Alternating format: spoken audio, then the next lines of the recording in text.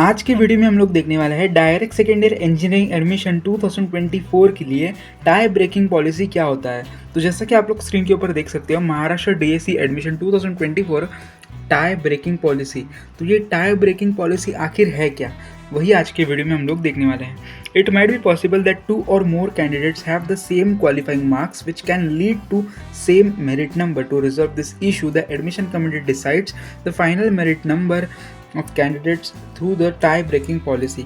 तो दोस्तों ऐसा पॉसिबल हो सकता है कि दो स्टूडेंट्स हैं और दोनों बच्चों के जो मार्क्स है, जो परसेंटेज है, वो एक्चुअली सेम है। सपोज हम मान लेते हैं 92.15, 92.15, ये दोनों सेम परसेंटेज है दो स्टूडेंट्स के। तो इस केस में 1 मेरिट नंबर किसे देना चाहिए और 2 मेरिट नंबर किसे देना चाहिए, ये इशू क्रिएट होता है। तो इस इशू को रिजॉल्व करने के लिए टाई ब्रेकिंग पॉलिसी आती है। टाई ब्रेकिंग पॉलिसी में क्या होता है, आपको सबसे पहले यहाँ पे आपके एसएससी एग्ज़ाम में जितने परसेंटेज मिले थे वो भी अपलोड करने होते हैं। फिर उसके बाद आपके एसएससी के मैथ्स के परसेंटेज, मैथ्स के बाद फिर आपके साइंस के परसेंटेज और साइंस के बाद इंग्लिश के परसेंटेज, ये 3-4 सब्जेक्ट्स के आपको परसेंटेज या फिर आप मार्क्स कह लो, मार्क्स अपलोड करने होते हैं। जब भी आप ऑनलाइन रजिस्ट्रेशन करते हो उसी टाइम पे आपको ये सारे मार्क्स मांगे जाते हैं।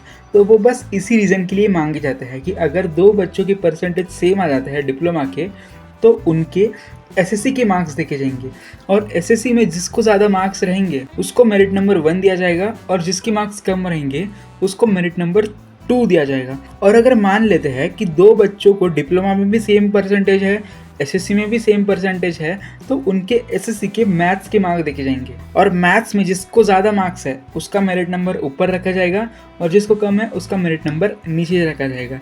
और अगर इन केस सपोज एकदम रेयर केस में मैथ्स के भी मार्क्स सेम आ जाते हैं, फिर साइंस के, अगर साइंस के भी सेम आ जाते हैं तो फिर इंग्लिश के, तो इस तरह से ही आपको मेरिट नंबर मिलता है आपकी प्रोविजनल मेरिट लिस्ट में और फाइनल मेरिट लिस्ट में।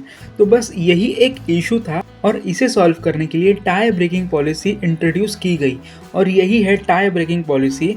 अगर आपके परसेंटेज सेम है तो एसएससी के मार्क्स देखे जाएंगे, अगर एसएससी के सेम है तो इंग्लिश के, साइंस के और मैथ्स के ऐसे मार्क्स देखे जाते हैं। और दोस्तों direct second year engineering admission से रिलेटेड जितने भी अपडेट्स रहेंगे आपको चैनल के ऊपर मिलते रहेंगे, व्हाट्सएप ग्रुप के ऊपर मिलते रहेंगे।